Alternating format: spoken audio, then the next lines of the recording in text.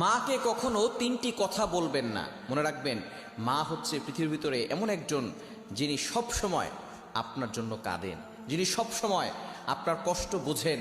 ওই মায়ের সাথে কখনো খারাপ ব্যবহার করবেন না। মা সবচেয়ে বেশি কষ্ট সহ্য করেছেন। আপনি যে দুনিয়াতে এসেছেন, 10 মাস মায়ের পেটে ছিলেন, কত লাতে গুতা মেরেছেন, মা কত লাতে গুতা সহ্য করেছে, আপনাকে কখনো বোঝা মনে করে নাই।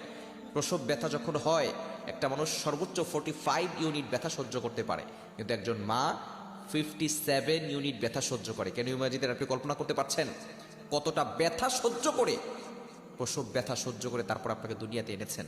ওই মায়ের উসিলে আপনি দুনিয়াতে এসেছেন। সুতরাং মায়ের সাথে খারাপ ব্যবহার করবেন না। আল্লাহ নিজে বলে দিয়েছেন, ওয়াবিল ওয়ালিদাইনি ইহসানা, good behaviour with parents, good dealings with parents, পিতামাতার সাথে ভালো ব্যবহার করো।